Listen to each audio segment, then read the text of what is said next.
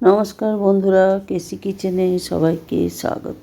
আজ আমি নিয়ে এসেছি সিমের একটা ভীষণ টেস্টি রেসিপি।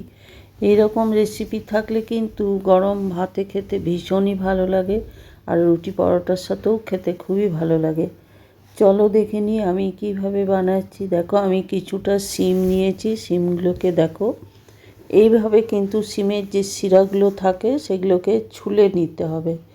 ছুলে নেবার পরে যেগুলো বড় সিম সেগুলো 3 টুকরো করে দিতে হবে, আর ছোট সিম থাকলে সেগুলোকে 2 টুকরো করে দিতে হবে। আর সিম এখন শীত পড়ে গেছে, সেই জন্য এখন প্রচুর কচি কচি সিম বাজারে এসেও গেছে। দেখো, সিমগুলোকে আমি কেটে ভালো করে ধুয়ে নিয়েছি ঘষে ঘষে, কেন সিমে অনেক সময় মাটি বালিও থাকে। ধুয়ে নেবার পরে একটা প্লেটের মধ্যে উঠিয়ে নিয়েছি। দেখো, একটু একটু শিরা যেগুলো থেকে গেছে সেগুলোকেও আমি ছাড়িয়ে দিলাম। তারপরে এইদিকে একটা দেখো মশলা করে নেব। মশলার মধ্যে 1 চামচ সাদা সর্ষে আর 1 চামচ পোস্ত। এই সাদা সর্ষে পোস্ত দিয়ে কিন্তু খেতে ভীষণ সিম ভালো লাগে, বা সিমের তরকারি। তারপরে দেখো, কয়েকটা কাঁচা লঙ্কা দিয়ে ওই সর্ষে পোস্তটা ওইদিকে পেস্ট করে আমি রেখে দিলাম। এইদিকে একটা কড়াই চড়িয়ে তার মধ্যে 1 চামচের মতো তেল দিলাম, আর ওই শিমগুলো দিয়ে বেশ ভালো করে প্রথমে ভেজে নিতে হবে। বেশ কিছুক্ষণ নাড়াচাড়া করে নিতে হবে, যাতে শিমের একটা যে কাঁচা গন্ধ সেইটা চলে যাবে। দেখো, শিমগুলো আমি ভেজে নিচ্ছি। তারপরে ভাজতে ভাজতে এর মধ্যে আমি একটুখানি নুন দিয়ে দিলাম, তাহলে কি হবে, নুনটা শিমের মধ্যে বেশ ভালোভাবে মাখানো যাবে। তারপরে বেশ কিছুক্ষণ নেড়েচেড়ে নিয়ে শিমগুলো ভাজা হয়ে গেছে। ভাজা হয়ে যাওয়ার পর একটা প্লেটের মধ্যে শিমগুলো উঠিয়ে নিলাম। এরই পরে ওই কড়াইটাতে 1 চামচের মতো আরও সর্ষের তেল দিয়ে 1 চামচ কালো জিরে দিলাম, তার সাথে শুকনো লঙ্কা ফোড়ন দিয়ে দিলাম।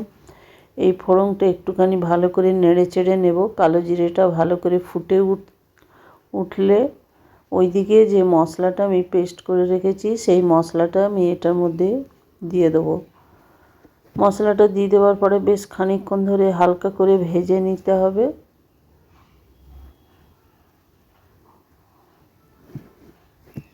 তোমরা তো সিমের তরকারি নানা রকমভাবে বানিয়ে থাকো আর বানিয়ে খাও। এইরকমভাবে একদিন বানিয়ে দেখো, গরম ভাতে খেতে ভীষণ ভালো লাগে। তারপরে দেখো, সর্ষে পোস্তটা আমি হালকা জল দিয়ে ভেজে নেব। ভাজতে ভাজতে এবারে আমি খুব কম পরিমাণ নুন দেবো, কেন কি সিমের মধ্যে নুন দিয়ে আমি সিমটা ভেজে নিয়েছি। নুন দিয়ে দিলাম খুব অল্প পরিমাণ। তারপরে হলুদ দিলাম, আর আধখানা বেগুন আমি ওইদিকে কেটে রেখেছি, সেই বেগুনটাও আমি এটার মধ্যে দিয়ে দেবো। বেগুনটা যদি তোমরা চাও তো আলাদাভাবেও ভেজে নিতে পারো, তবে অনেকটাই তেল লেগে যায় তা সেক্ষেত্রে। তারপরে দেখো, বেগুনটা মশলাটার মধ্যে একটুখানি হালকা ভেজে নিলাম। ভেজে নেবার পর ওইদিকে যে শিমগুলো ভেজে উঠিয়ে রেখেছি সেই শিমগুলোও আমি এটার মধ্যে দিয়ে দিলাম। দিয়ে দেওয়ার পরে বেশ খানিকক্ষণ ধরে একটুখানি ভেজে নিতে হবে, কেন এর মধ্যে সর্ষে আছে। আমি এটা নিরামিষ দিনে নিরামিষভাবে বানাচ্ছি। তোমরা যদি চাও তো এর মধ্যে পেঁয়াজও দিতে পারো, কিংবা পেঁয়াজ শাকও দিয়ে দিতে পারো, তাও কিন্তু খেতে ভীষণভাবে ভালো লাগে। এখন তো বাজারে পেঁয়াজ কলিও পাওয়া যাচ্ছে, সেটাও তোমরা দিতে পারো।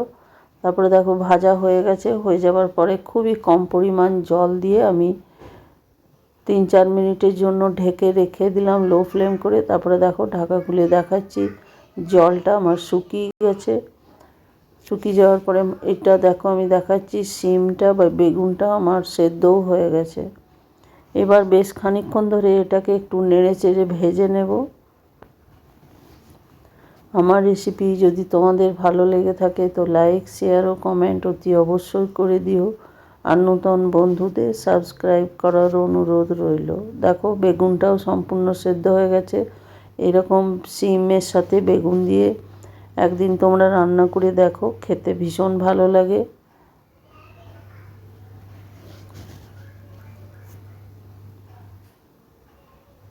এটাকে আমি সমানে কিন্তু একটুখানি ভেজে যাব, তাহলেই কিন্তু খেতে ভীষণ ভালো লাগবে, কেন কি এর মধ্যে পোস্তও আছে। পোস্তটাও একটু ভাজা ভাজা হয়ে যাবে।